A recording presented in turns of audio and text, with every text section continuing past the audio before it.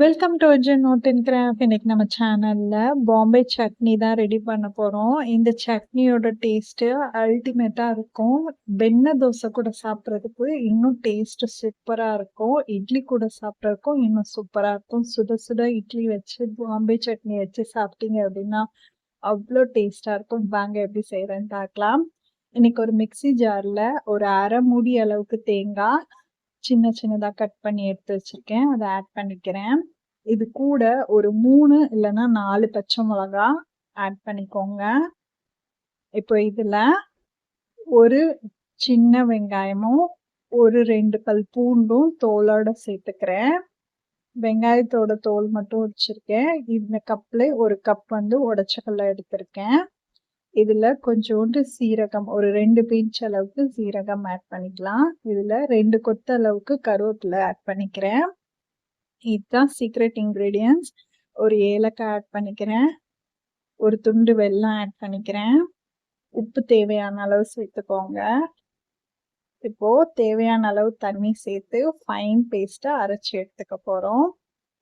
நல்லா கெட்டியா சர்வ் பண்றதுக்கும் நல்லா இருக்கும். தண்ணியா சர்வ் பண்ணாலும் டேஸ்ட் நல்லா இருக்கும். உப்பு மட்டும் செக் பண்ணிக்கோங்க. இப்போ ஃபைன் பேஸ்ட் அரைச்சி எடுத்துட்டோம். தாளிப்புக்கு ஒரு கடாயில எண்ணெய் ஆட் பண்ணிக்கிறேன். ஒரு குழிக்கரண்டி அளவுக்கு எண்ணெய் ஆட் பண்ணிட்டு கடுகு உளுந்த பருப்பு சேர்த்த மாதிரி 1 டீஸ்பூன் ஆட் பண்ணிக்கிறேன். நல்லா கடுகு உளுந்த பருப்பு பொரிஞ்சதுக்கு அப்புறம் ஒரு கொத்து கருவேப்பிலை கிள்ளி போட்டுக்கிறேன். இப்போ இதுல ஒரு பட்டை மிளகாவை பிச்சு போட்டுக்கிறேன். நல்லா பொரிஞ்சதுக்கு அப்புறம் ஸ்டவ் ஆஃப் பண்ணிட்டு நம்ம அரைச்சி வச்சிருக்க சட்னி கூட சேர்த்துக்கலாம்.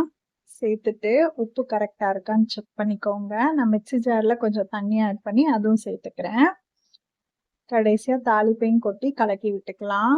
சுட சுட இட்லியோட சேர்த்து சாப்பிட்றப்ப இந்த சட்னி அல்டிமேட்டா இருக்கும். வெண்ணெய் தோசை ரெசிபி நம்ம சேனல்ல வீடியோ போட்டிருக்கேன். பார்க்காதவங்க செக் பண்ணிட்டு வெண்ணெய் தோசைக்கு இந்த மாதிரி சட்னி செஞ்சு சாப்பிட்டு பாருங்க.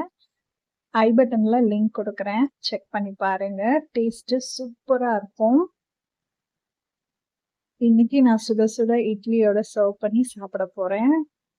நீங்களும் இந்த மாதிரி ட்ரை பண்ணிட்டு உங்க ஃப்ரெண்ட்ஸ் அண்ட் ஃபேமிலிக்கு இந்த வீடியோ எல்லாம் கூட சட்னியில சேர்த்து செய்வாங்களா அப்படின்ற மாதிரி தான் இருந்துச்சு. செஞ்சு பார்த்துட்டு அவ்வளோ சூப்பரா இருந்துச்சு. வீடே கம கமன் வாசனையா இருந்துச்சு. வீடியோ பிடிச்சா லைக் அண்ட் ஷேர் பண்ணுங்க. தேங்க்யூ.